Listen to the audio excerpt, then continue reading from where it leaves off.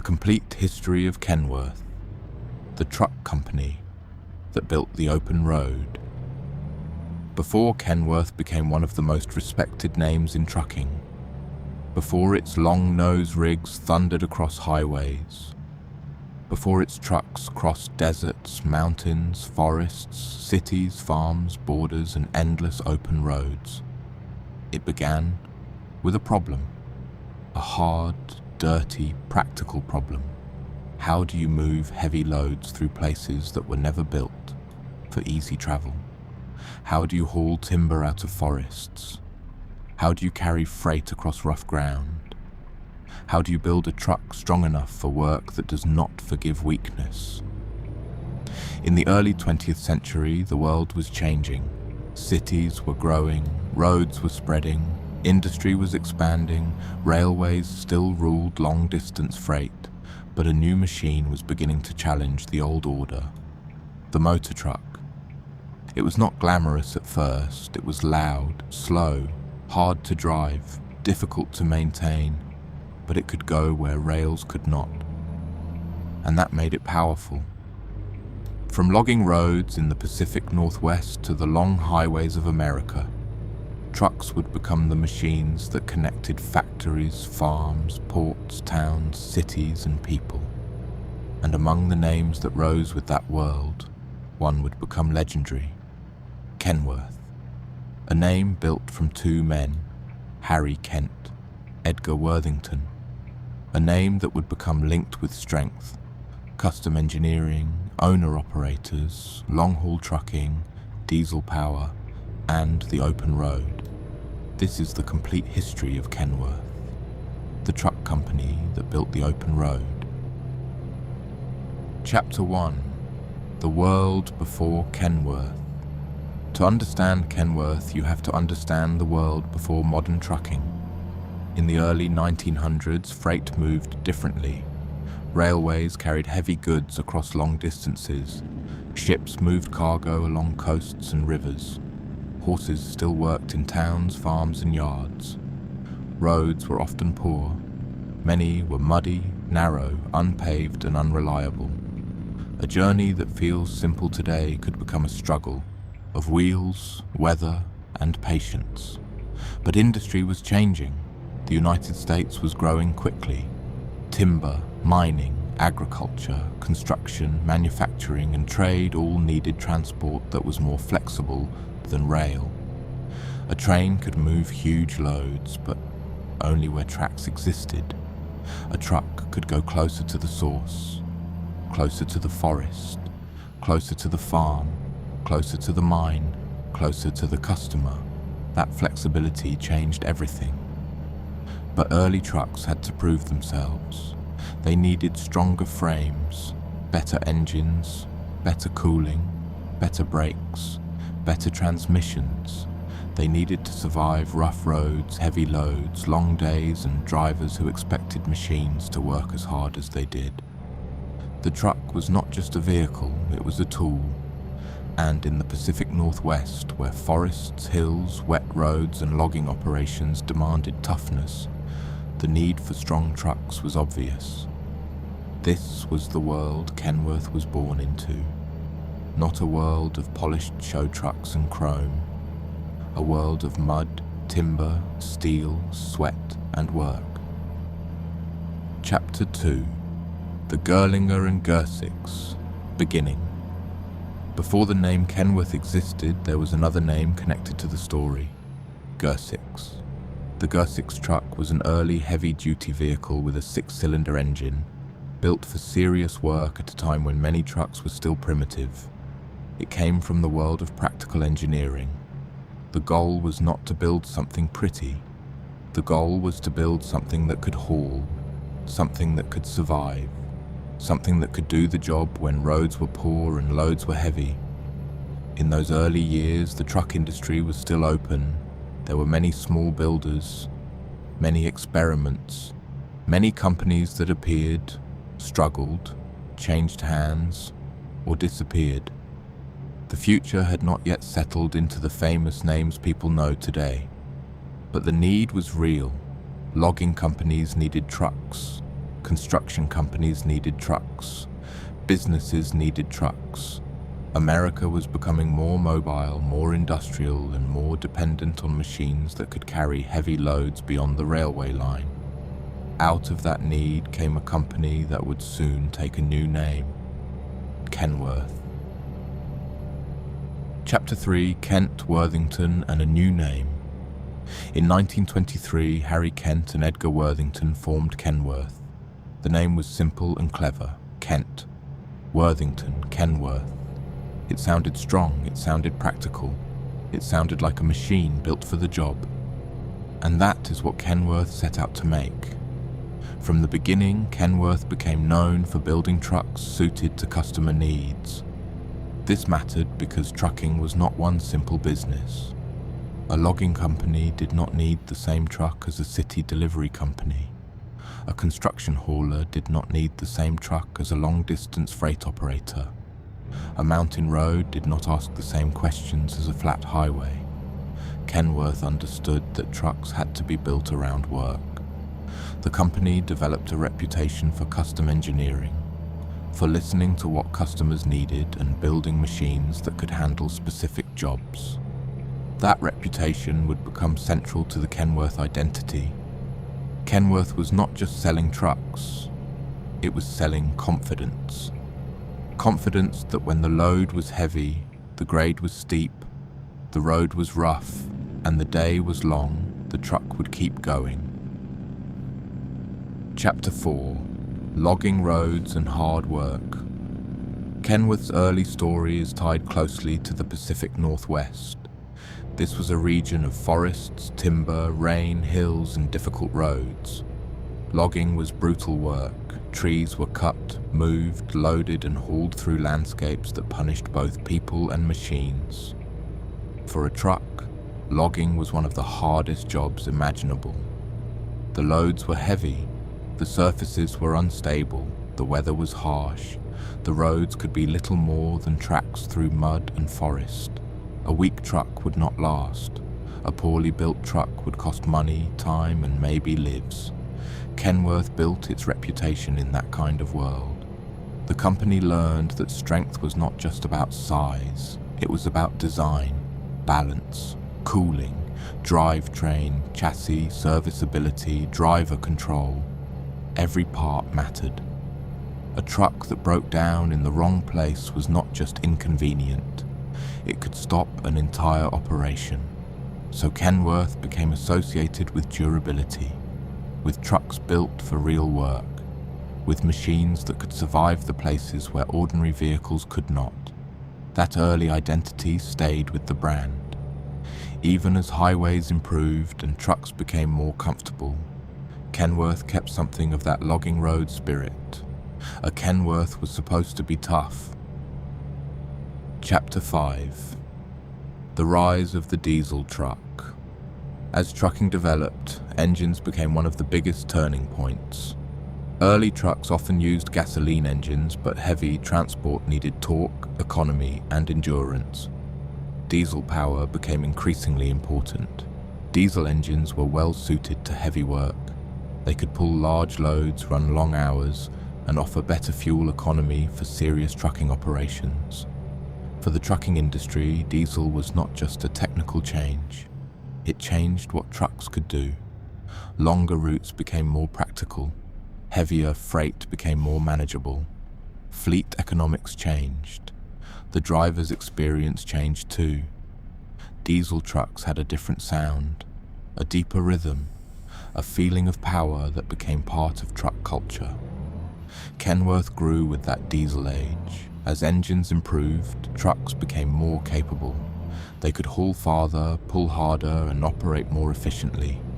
The road network was also expanding. America was becoming a highway nation, and Kenworth was ready for that world.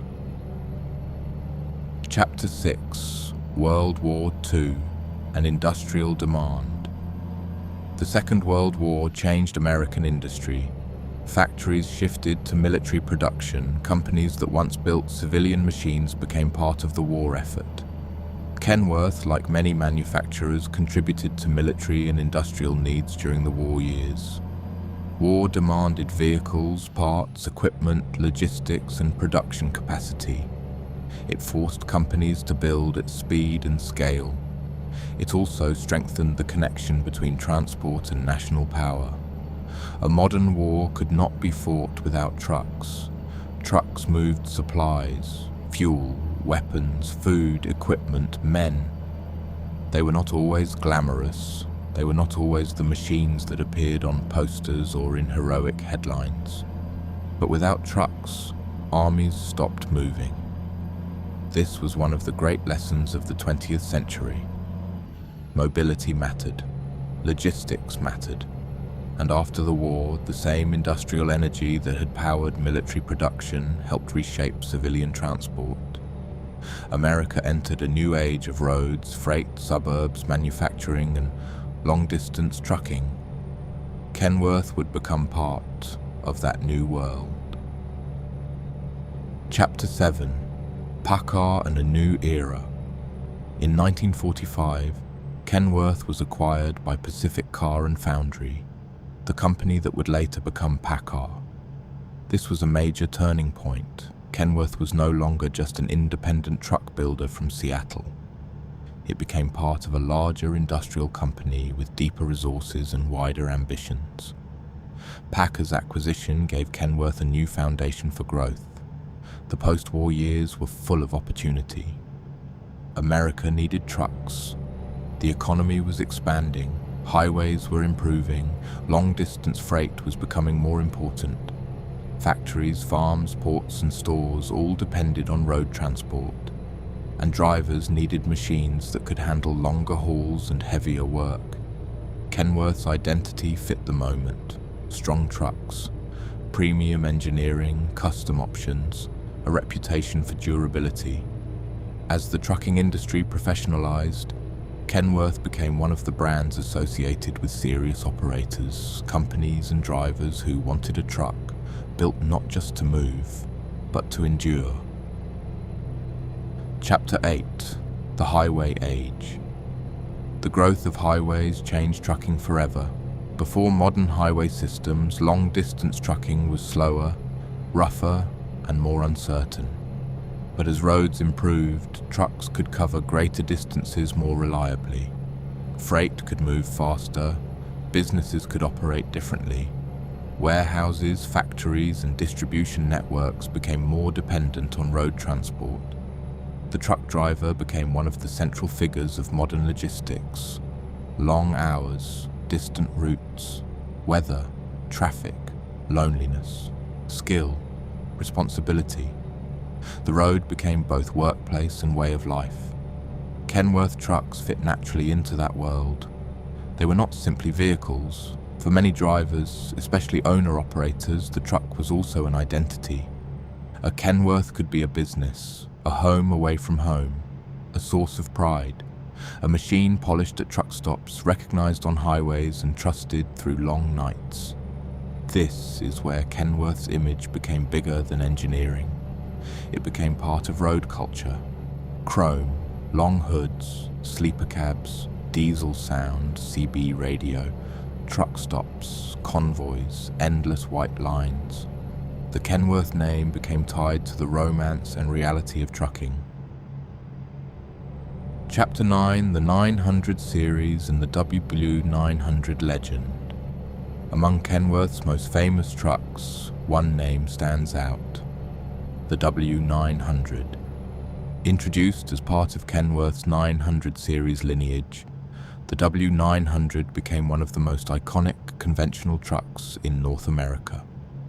It had the look people associate with classic American trucking: a long hood, a strong stance, a bold grille, a cab set behind the engine. It looked powerful even when parked. The W900 became especially loved by owner-operators, drivers who valued not just function, but style, pride, and individuality. A truck like the W900 was not only a machine for hauling freight, it was a statement. It said the driver cared about the truck. It said the truck had presence.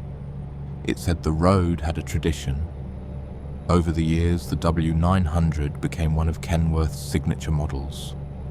It appeared in fleets, custom builds, shows, films, photographs, and the memories of people who grew up watching big rigs move across highways. Its importance is not only mechanical, it is cultural. The W900 represents the classic idea of the American long-haul truck. Big, strong, recognizable, built for distance, built for pride. Chapter 10. The Cabover Years. Not every legendary Kenworth had a long hood. For decades, cabover trucks were a major part of trucking. A cabover places the driver above or ahead of the engine, creating a shorter overall vehicle length. This mattered when length regulations were tighter and operators wanted to maximize trailer space. Kenworth built famous cabover models, including trucks that became familiar across highways in the mid to late 20th century. Cabovers had a different personality. The driver sat high and forward with a commanding view of the road. They looked compact, upright, and purposeful. For many drivers, climbing into a cabover was part of a different era of trucking.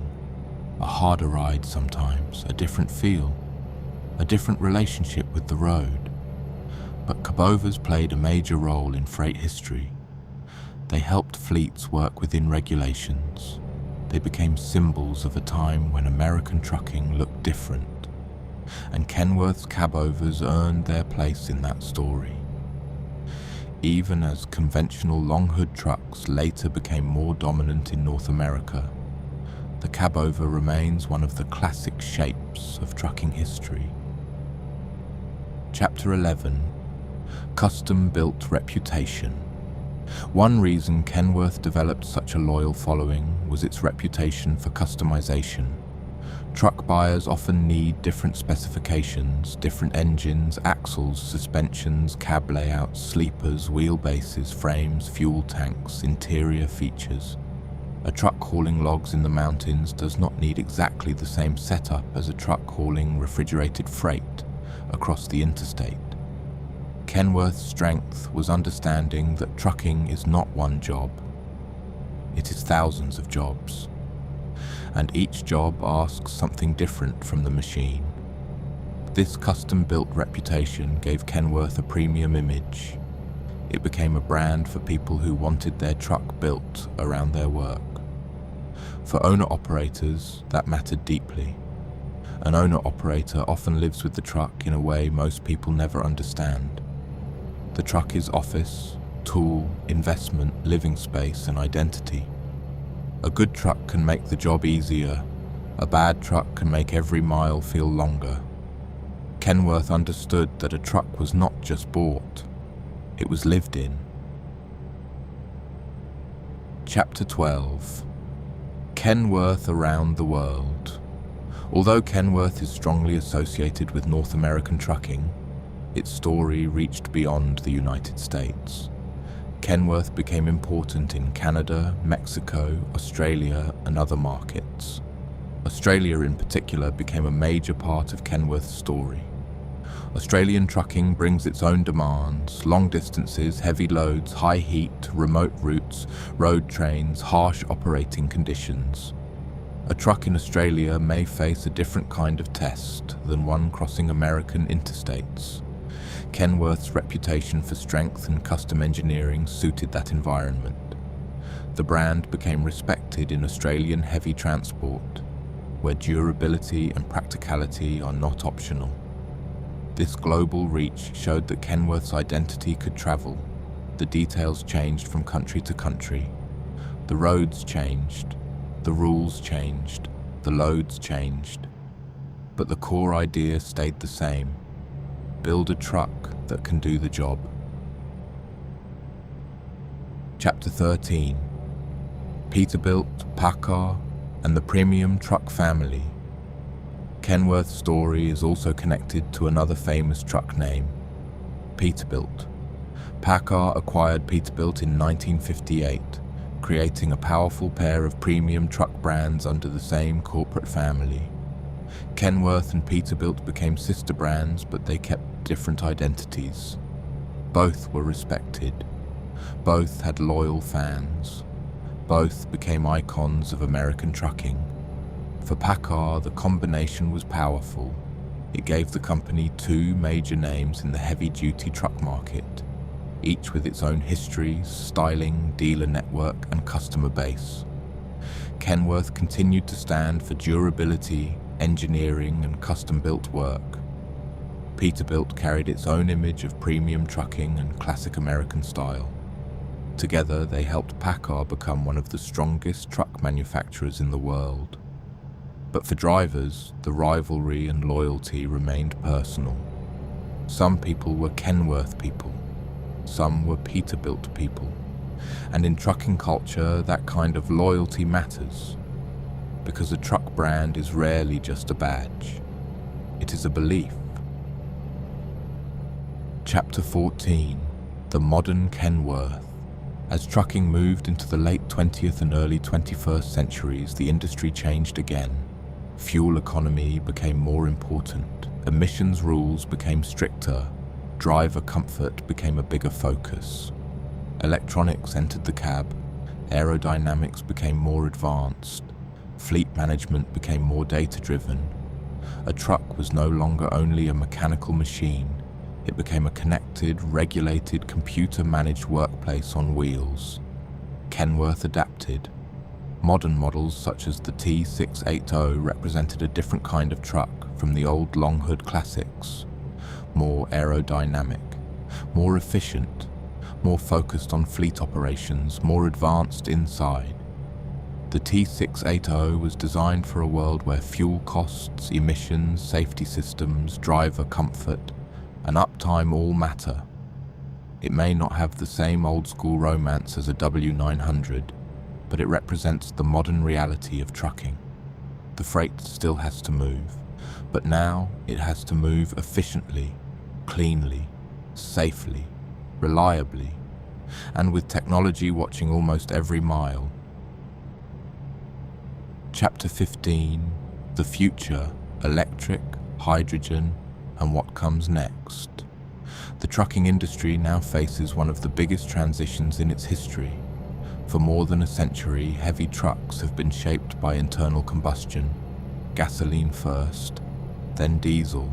Diesel became the heartbeat of modern trucking. But the future may not sound the same.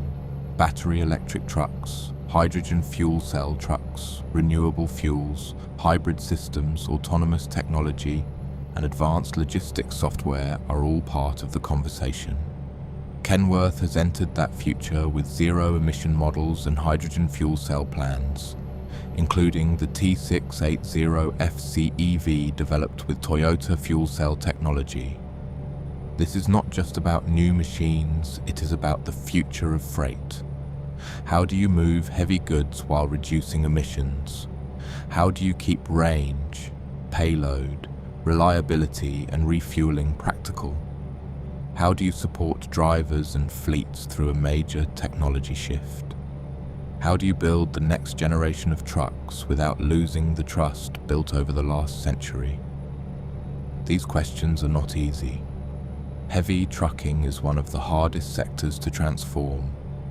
A truck is not a small commuter car. It works long hours. It carries heavy loads. It must make money. It must survive real routes, real deadlines, real weather, and real pressure. The future of Kenworth will depend on whether it can carry its old reputation into a new age. The same promise, but with different technology. A truck built to work. Chapter 16. The Truck Driver and the Machine.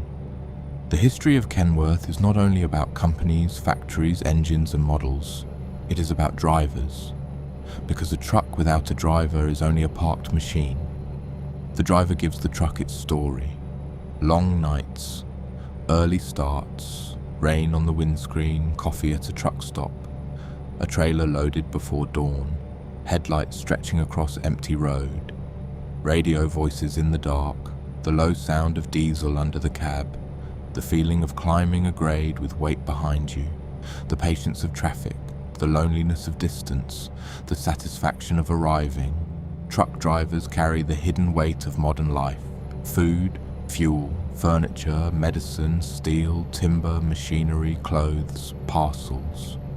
Almost everything people use has spent time on a truck, and brands like Kenworth became part of that invisible system. A Kenworth is not just a product. It is part of the chain that keeps shelves stocked, houses built, farms supplied, factories running, and cities alive. That is why trucking history matters, because the road is the bloodstream of modern life, and trucks are what keep it moving. Chapter 17. What Kenworth built. Kenworth built more than trucks. It built a reputation for strength, for custom engineering, for premium heavy-duty machines, for listening to the people who actually used the trucks. It built vehicles for logging roads, for highways, for construction sites, for long-haul freight, for owner-operators, for fleets, for countries where distance and conditions test every part of a machine.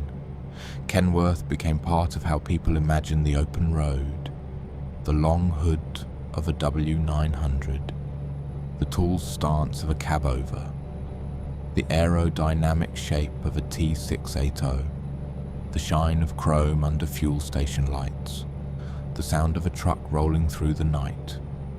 The road is full of machines most people barely notice.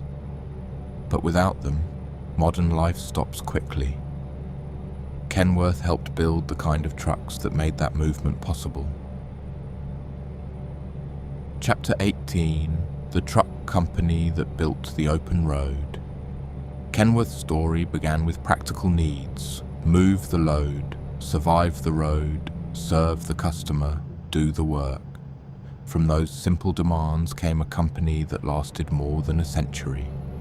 It began in the Pacific Northwest, where logging roads and heavy loads demanded toughness.